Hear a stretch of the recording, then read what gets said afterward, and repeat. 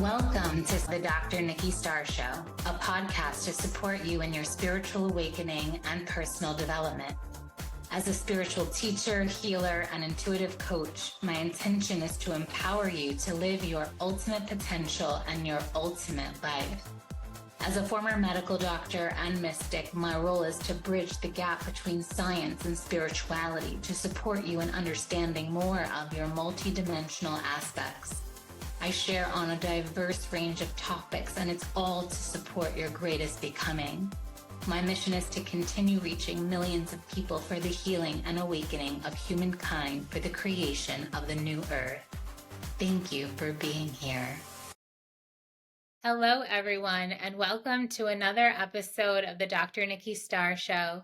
Today, I am here with Ean Wood, who was recommended to me by another guest on this season of the podcast. And when I saw his Instagram page, Seeding Masculinity, I thought it would be perfect to talk about sexual intimacy and how that's so important for the healing of the man-woman relationship. And when I was looking at some of Ian's work on that page, he talks about performance anxiety and erectile dysfunction. And I thought it was really funny because his last name is Wood. And so I felt like, oh, super appropriate. It was his life mission to talk about erectile dysfunction, and his last name is Wood. So I had to just share that joke. So we're bringing, of course, lightness and humor to this really important topic. And so, Ian, I know that you're a men's coach, and I want to give some space for you to share a little bit about yourself and what got you into sharing about these topics on sexual intimacy online. Thank you so much for having me on the show. I'm excited to dive into this topic, especially in regards to relationship and how we fulfill one another through our intimate connections. In the same way that I was born into the last name Wood, I was born into men's personal development.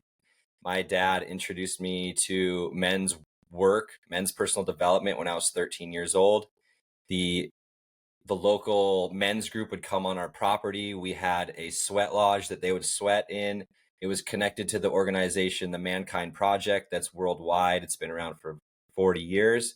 And so I have been seeing men sitting in circles, talking about their human experience in a much different way, pretty much my entire life. And from that beginning, it went and blossomed into my own experience within men's personal development. And every time, which there was these small little pockets where men got to talk about sex, it was very seldom, even in men's personal development. And what I would feel and hear every time blew my mind. I would always hear this statement, I've never told this to anyone in my life. And I knew just how powerful it was for men to be able to talk about sex and to share their experiences. And so the last 10 years, I've been listening to men tell their secrets around sexuality, the things that they've been hiding, repressing, and denying. And I'm ultimately realizing it's one of the quickest paths to liberation and personal power, because it has the recipe to keep men very weak and stuck and unable to transform. So it's become my obsession, my passion, and of course, I love it in my own life, in my own explorations, in my own growth. So I'm very grateful that life has set me up to be on this path that I'm on today. Beautiful. And I do want to highlight how beautiful it is to have children involved so young in healing and personal development, and the stage that we set for our children, even as a couple. The way we love our partners is the way our children will know love to be. So we're leaving those imprints on our children, whether we like it or not. So I feel like this work that we're talking about in this season of the podcast is for the future generations. It's for our children. It's not just for ourselves. And your story, Ian, is an example of that. And so thank you so much for sharing that. And I felt it was really good to devote at least one episode to sexual intimacy in terms of the healing of the man-woman relationship, and specifically around divine union, where the kind of sex that we're having in divine union, which is sacred partnership, sacred union, conscious partnership type of sex, is not the type of sex you would see in porn. It's more tantra based. It's more about connecting energetically on a soul level. It's about syncing breath. It's about deeply connecting and even doing healing work inside of the bedroom space. And so it's a completely different kind of sex. So I know that for men who are not as much on the spiritual development path or even a spirituality path, when they hear Tantra, they think like, oh my gosh, oh no, I'm going to have a hard on for like 10 hours. How am I going to do that? And they get really scared and they get nervous even. And then this leads to some anxiety, performance anxiety. And so I would love us to talk a bit about what really creates intimacy, what sexual intimacy, what, and especially what it's not. So I know for me, I like in my years of being intimate, for me, it was quite obvious. I could tell when a man was watching pornography based on the way he would relate intimately and sexually. And it's a very particular way that seems like it's all uh, enacted, like it's acted out, and there's these poses and these positions. And of course, in Tantra, there's that too. But it's more about tracking the feminine body and seeing, oh, what brings her pleasure? And I see this because she opens, because she moans, because she relaxes. And I can see it in her face. There's pleasure versus like, I better get this position right. And then the woman kind of having to contract and suffer because it's a little bit painful. And I know in pornography, for example, it's really about getting the shot and what it looks like and not so much what it feels like. And so some men who have not been trained to read a woman are more in performance than they are in connection. And so I would love to hear your thoughts. You know, obviously you're working with men and men come and share their secrets, their fears when it comes to intimacy and sexuality. And as a conscious spiritual woman, we want connection more than anything else, more than a 10-hour erection. We want to feel deeply connected to our men. And so what would you say to men on that topic? Beautiful. Thank you so much for bringing this conversation. And I feel like we could talk for 10 hours about this. And it's one of the things I like to talk about the most. There's a few things that I want to tease apart here that I think are really important for men to see and understand, because mostly what we're facing with men is a lack of understanding. They don't know because there's very few places to talk about it and have discussion. It's just something that most men grow up around locker room talk, which is humorous. It's trying to boast or brag or look bigger. And if you don't, you just bring in humor, you make fun of someone else. It's just the classic locker room talk. And one of the things that I like to point out where men began their journey as teenagers is a term that I learned recently. And it's an experience that I think most teenage men can remember as teenagers, which was having spontaneous erections. So as teenagers, we would get erections at the most random times. And it would be in school. You had to learn as a teenage boy that what you do when you randomly get an erection. And why I like to point this is this was body arousal. This was our bodies being aroused for no mental reason. It would just happen. We weren't fantasizing. We weren't thinking about imagery. Our bodies just became aroused. So this is body arousal. And what happens over time for us as men is, particularly now, if you're 40 or younger, you most likely saw sex before you had sexual experiences. And so you either watched it, you saw it in a magazine or whatever. And what this did was it it programmed us for performance from the very beginning. It told our mind, this is what sex is. I had a conversation with a man the other day.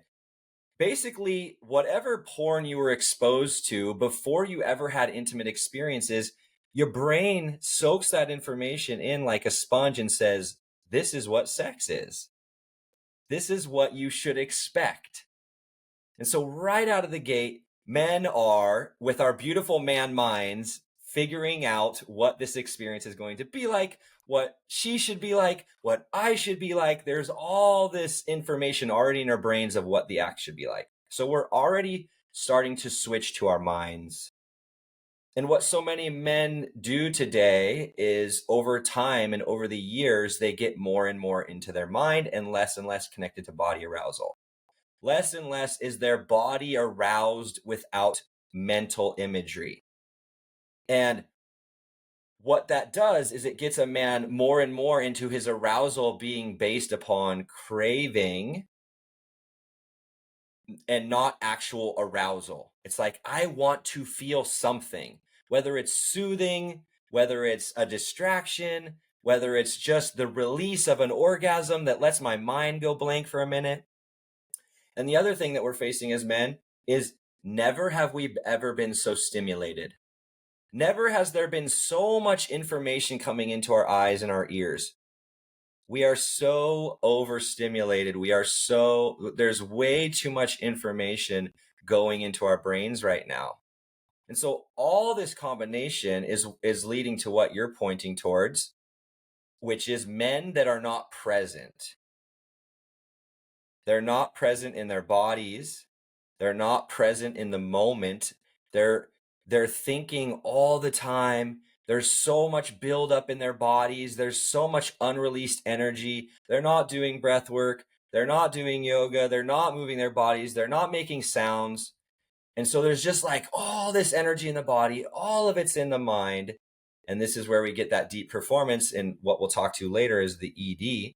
But ultimately, what I talk about with men is just, if we want to move towards the tantra end of things and this divine union, this just delicious sensuality and intimacy that leaves us both more full after the experience, not emptier or depleted, then as men, we have to focus on presence and taking care of our nervous system. We have to learn how to be more relaxed within intimate experiences and less in our minds. That is the key to moving towards any tantra or any of these greater heightened experiences into healing, into expansion. We've got to become more present, which is with our mind, and we've got to work with our nervous system, which helps us be in our bodies more.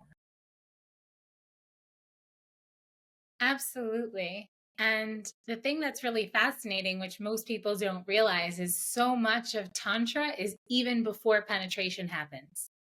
It's all in the connection, in the eye gazing, in activating the senses. And when we activate all of our senses, that's when we feel pleasure and that's when we're fully present. So whether it's using, and you can even use different types of sensations, right? That's why when people think of tantra, they think of like the candles and the scents and the feathers and using hot wax or anything. And it's not so much about those things, but rather how those things help us to become really present and really here and now. And the thing that I love about tantra and even tantra for beginners is it's so not about the finish line. With tantra, it's like, actually don't have an orgasm, man. It's better not to have the orgasm. That's actually the goal. Eventually, if you're advanced and stuff, yes, you can learn to ejaculate, you can learn to cycle the energy, and you can learn to retain the semen so that you can keep going for hours and hours, but it's not necessarily an hours and hours on end penetration marathon. It's all the other things that come with it. And the capacity to stay really present with our partners, to eye gaze, to look in the eyes, to really be with all the sensations that our partner's feeling and we're feeling, and understand like, oh, this means yes. I'm going to keep going in this direction. Oh, that means no, because she's contracted because of her face, because she makes a sound. It's like, ugh, right? And so it's like paying attention to all the cues and what the right now moment is telling you in order to co-create greater pleasure than it is, let me recreate this image from this porno that I saw. And even women will learn how to fake it because of pornography and movies. Oh, okay, I'm supposed to moan like that because like they're all moaning like that. And indeed, sound is one of the pillars of pleasure. So is breath, right? And so is movement. So sound, movement, and breath are what help us create pleasure. But if you're panting and you don't really feel it, this is just a distraction. It's taking you out of the moment. It's giving your partner mixed messages, or like, is this pleasurable or not? I can't really tell. And then no one's able to listen to their intuition and the truth of what's going to bring greater connection and greater intimacy between the partners and between the two. There's something I would love to tease out a little bit more here. I think it's really important, and bring it back to the beginning standpoint, because it's a potent piece for advanced people on the tantric path, and it's also important for beginners, and it was a huge part of my own path, which is separating the finish line and the orgasm from pleasure. And I want to talk about this at a very beginner perspective, because I think it's for beginners and new people all the way to the advanced. And for me, what was so potent about it and why I think it's a great place to start is it teaches us as men that pleasure is much more than ejaculation. And I think that it's an important piece for us to learn as men, because what that ultimately leads into is creating a more pleasureful life. Because when and for most of us as men, once again, we don't have anywhere to talk about these things. We don't have spaces to learn, to grow, and to just have open conversations with other men. And so we're just learning from an early age. Oh my gosh, it feels so good at the end. There's this huge release, there's this climax. It's the most amazing thing that we discover. And we just kind of stay on that track of, oh my gosh, I want that again. I want that again. I want that again. And never think to try any other way. But when we start to separate ejaculation from pleasure, ultimately we learn to have a new relationship with pleasure. And that there is much more pleasure to be had. So I think it's actually one of the best starting points that goes obviously to the advanced, goes into the multiple hour sessions, goes into many other teachings. But at the very beginning, like on a self-focused level for us as men, then we start to learn how to do other things for pleasure, breathe for pleasure, touch for pleasure, not just go straight to our genitals and just doing this one motion. You know, one of the things that I see has a profound impact on men is learning about testicular massage, to massage their testicles and do that in a way that most men are like, "Oh my God, that's terrible. That's painful. I don't want to do that." And then over time they're like, "Oh my gosh, I really love touching this part of my body in this way." And it opens up to exploration of feeling pleasure and not for a finish line. And similarly with couples, it's so great to have nights where you do a lingam massage and a yoni massage, not on the same night, but there's one night that the woman just massages her man's genitals, not with the point of giving a happy ending. It's just for the healing of it, the pleasure of it. And similarly, with a woman receiving from her man a yoni massage, again, not to bring her to climax, but to heal the tissues, to move energy, to feel pleasure, maybe even massage out some points of tension. And then this creates a foundation for more pleasure when it's actually time for intercourse. And even having nights where the point is, like I always like to say to couples, like have a Tantra Tuesday where it's about all of the foreplay. It's not even necessarily about the sex, like maybe that happens in the end, but it's really about all the other ways to bring deeper connection. And honestly, for women to reach their deepest levels of orgasm, the amount of foreplay must be really extensive. Like the more foreplay there is, the more likely she can have deeper vaginal orgasms, not just a superficial clitoral one. And the deeper vaginal ones really show the level of connection in the partnership, because that really takes a deep amount of surrender and to receive deeper penetration from her partner. Yeah. And so, yeah, you want to add something to that? Well, you said something about this earlier, and I think it's a great time to come back to it again, which is for us as men, starting to become aware of. And once again, this starts with education. It starts with the ideas before we can put it into practice. We don't get a lot of space for these ideas. And understanding that there's so many different forms of arousal. As men, once again, in my experience with a lot of different men and from a lot of different places, what's happened today is their form of arousal is basically sight. Sight becomes the main thing that they use to become aroused. And they haven't gone on a deep path towards sound arousing them. They haven't gone on a deep path where smell arouses them. They haven't gone on a deep path where subtle energies arouse them. And once again, it starts with a curiosity of, wow, how dependent am I upon sight arousing me? This is a big question I bring up, and a challenge for men is stop using visuals, whether that's watching porn or fantasy in your mind. Take a moment, become sober from that, and so that we can start to discover more ways that we become aroused. And ultimately, a lot of this stuff men can do on their own and up level really fast, whether they're in a relationship or not. And obviously, the cherry on top, the magic is bringing it into a relationship with other people in divine union. But ultimately, I want men to learn how to create more pleasure in their solo cultivation so they come less needy to their partnership.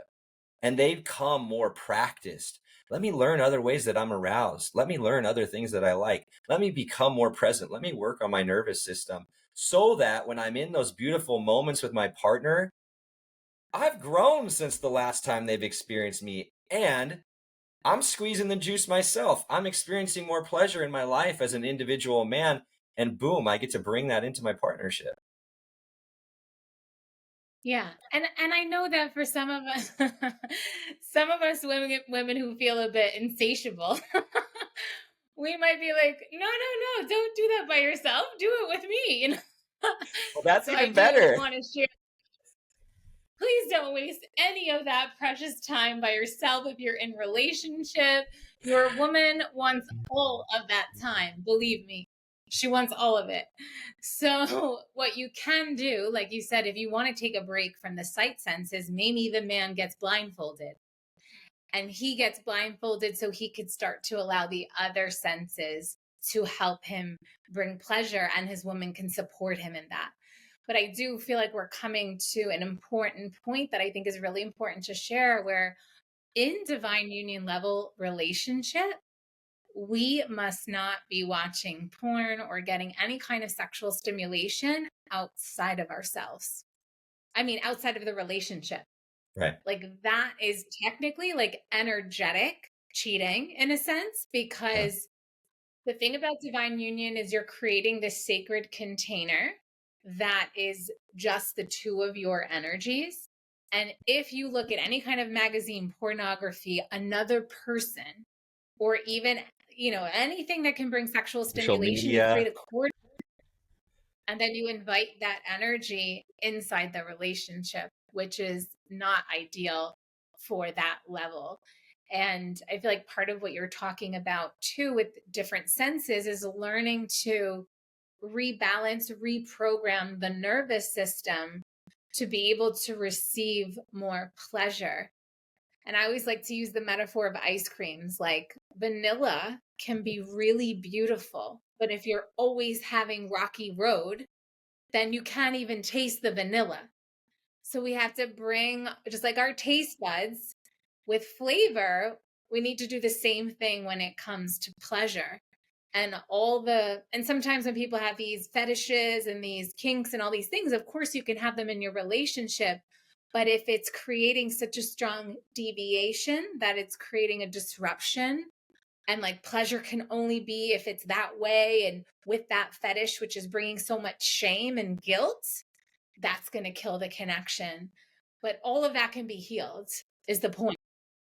And it is about the nervous system, and it is reprogramming the senses to be able to experience vanilla again. And so even for women, like when I work with women and couples, we move a lot to soft touch. Because a lot of times people think like hard and harder and harder and harder. Whereas when you go the opposite spectrum and you go into softer touch, you really start to reactivate a new level of pleasure. Yeah, I think I call it getting sober for men. It's like sobriety, which is softer and slower.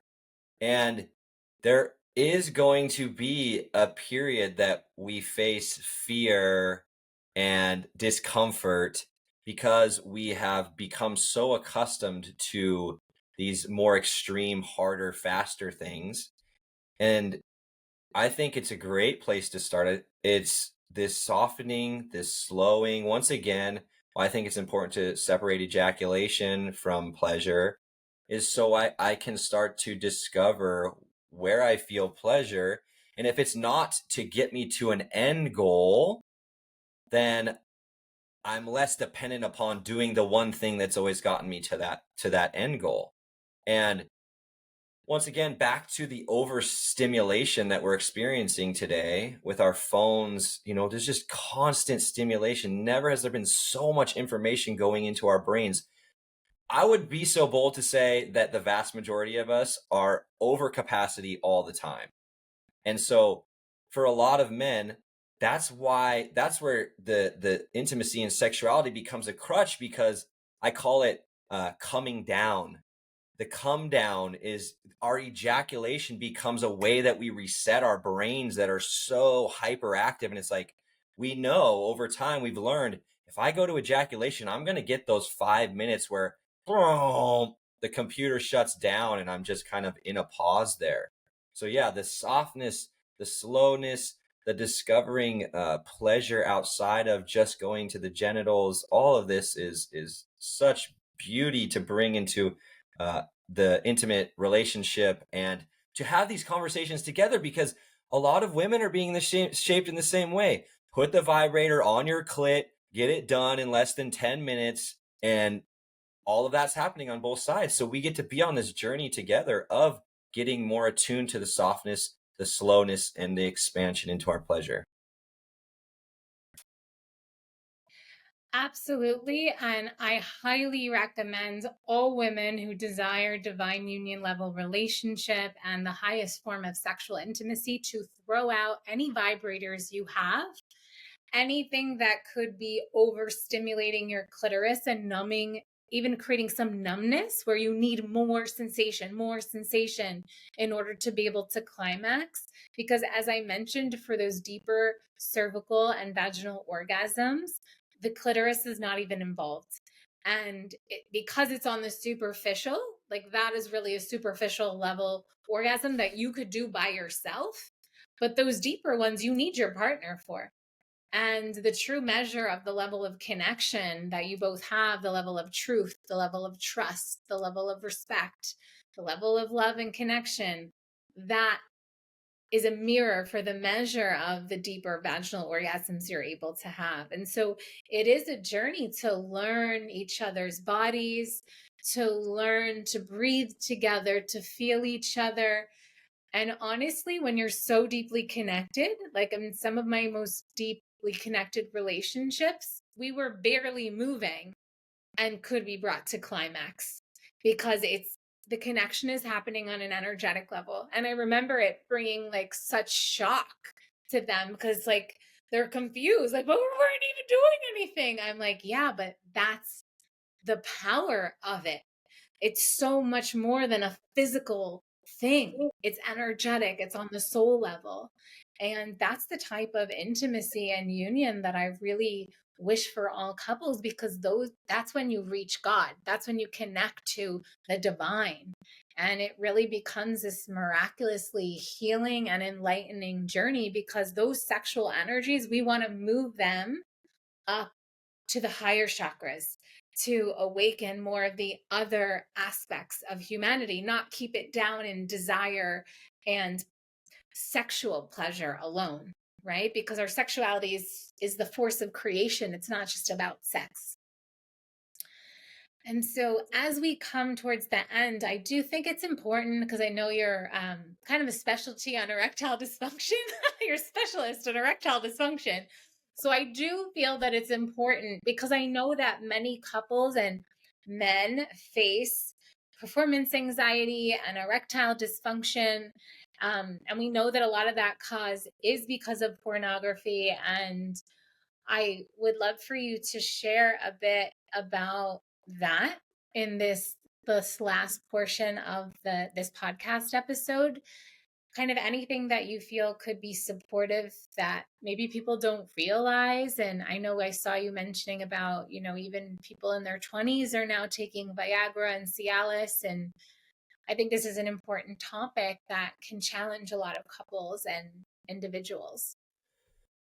Yeah, I think a lot of what we've said so far is really on the thread of the conversation, and the things there's several things we need to look at as men, and so that we can normalize the conversation. First of all, that's the big piece, is that men don't want to share this with anyone, that part of their body is not working perfectly. Like, that is the most vulnerable thing to say. And so most men go on hiding that. And so I want to normalize it with some of this information, that yes, the number of 20 and 30-year-olds that are taking Viagra and Cialis is on the rise. They're getting the label of erectile dysfunction. And I think most of it is mental and emotional. And testosterone levels are plummeting, and they're extremely low. So there's a lot that we're facing as men that has a direct impact on this. And so to normalize the conversation, and ultimately in divine union, like you said, most people, when they think of Tantra, they're like, oh, several hours, and the guy has to be hard the whole time. This is something to bring into the relationship where there are waves of arousal. That's just the way that it is. There are waves, and you want to learn how to ride the waves. And part of the wave is going soft. And the more that you normalize that and have the conversation with your partner, the less stress and pressure there is. And you actually learn. I've found a lot of partners that enjoy when I'm soft or softer, and we go into a different kind of pleasure. And then we find the rhythm. They enjoy when it gets hard again. So it's normalizing it, once again, starting with the understanding that this is normal and then this is healthy, and then bringing it in a way that brings even more pleasure. So normalize, for men, normalize that with yourself, whether you need more education and understanding to normalize it. Find somewhere that you can talk about it, whether it's someone like me. There's all sorts of people starting to talk about these things. Normalize those conversations, and then bring it into your relationship. Talk to your partner about it. Hey, you know what? I don't want to feel stress about this. Can we have a conversation and normalize this? And are you okay? Are you going to feel like you're not good enough if that happens in relationship? Okay, well, let's navigate that together. I think the main thing here is that within our relationships, we're having open conversations. The main thing for men is that they've learned early on in their relationship to sexuality to hide and to not talk about these things. And right away, when we talk to our partners, that alleviates some of the pressure, some of the stress, some of the performance anxiety. And I want to speak directly to the men here and say, one of the ways you can know if it's actually ED or if it's psychological and emotional is if you don't have a problem when you're alone. If everything works fine when you're alone, but then that's different when you're with your partner and stress shows up and you're in your mind, you know that it's psychological and emotional. And that's a good thing to know because that will help you realize, okay, something is here that I need to sort out and be with. And once again, that makes it even easier to have that conversation with your partner. So the great thing here is as men, we get to be in our power and figure out how to navigate this and make it so it isn't a quote unquote problem. Absolutely. And one thing I do want to add from like a medical doctor side and a woman's side is as a medical doctor, I remember us also distinguishing if it was erectile dysfunction or more of a mental emotional thing is based on if you got an erection in the night and also if you had a morning wood. So if you woke up with a morning wood. And so sorry, I'm like a little kid. So yeah, so if you wake up with an erection or you're able to get an erection in other moments, like you said, it's not just, but then again, when you're in the bedroom and it's time to perform, then that can be more performance anxiety, which is different from erectile dysfunction. So it's good that we distinguish the two. And then from being a woman and having been in relationships, I know that the moment my partner comes to me about anything, I have so much more compassion and so much more grace. And to be honest, when us women want to be intimate and sexual, it doesn't always have to be penetration. Like sometimes it's like just making out and being naked and rolling around in bed together and seeing just where the pleasure and all the other things that can happen even before penetration, like that also is very fulfilling for a woman. So, and I would bet you that your woman would appreciate more time in foreplay instead of going straight to penetration. So there is so much time that can be had together that's still beautiful. And actually, I feel supports divine union even more, not just like, okay, we're going to do it. Let's go straight for penetration. So just want to remind all of us of that as well. I'm so glad you brought that. It is key in like you said at the beginning of the show, when people think of tantra, it's hours and hours and they're just hard the whole time. And that's not how it is. When we get to be in a relationship and we ebb and flow with what our bodies are available for, that is that beautiful dance that is the depth of intimacy. It's not because when it's all mind when we're like, it should be this way, it should be this way. It's like, no, this is the way it is. Let's dance with the way that it is right now. So that was such a beautiful point to add in there. Absolutely. Well, thank you so much for joining us today, Ian. And I want to let everyone know that inside the bonus content, we're going to be collaborating on how to support you in resensitizing yourself. So if you are a man or a woman and you've been watching pornography, also if you're a woman and you've been reading erotic sex novels, or you've been having a lot of different types of sexual activity that's maybe more in the kink and kind of like I talked about in the episode, when you're kind of in the rocky road area and vanilla, just it's like almost like you don't have a sensation for that. So this is going to help you to resensitize. And what was the term? Oh, Ian called it getting sober. So kind of like helping you to get sober to return back to that pleasure, because so much can give us pleasure, but sometimes we're numb to that pleasure and that more refined, softer pleasure. And so that's what we're going to do inside the bonus content. And so to close this out, Ian, can you let people know where they can find you?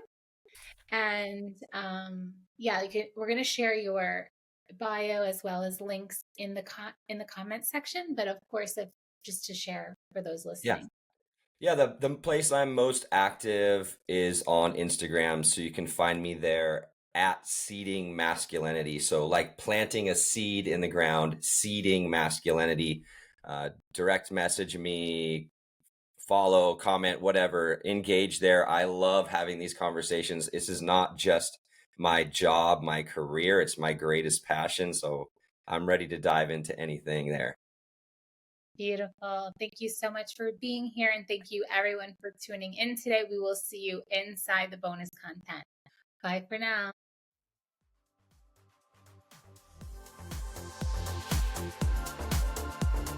Thank you for tuning in to another episode of the Dr. Nikki Starr Show. Please like this podcast and share it with anyone you feel would benefit. Subscribe to the podcast to receive bonus content, and remember, every Monday the video version goes live on my YouTube channel. Thank you so much for being on the Ascension path with me and for doing this great work.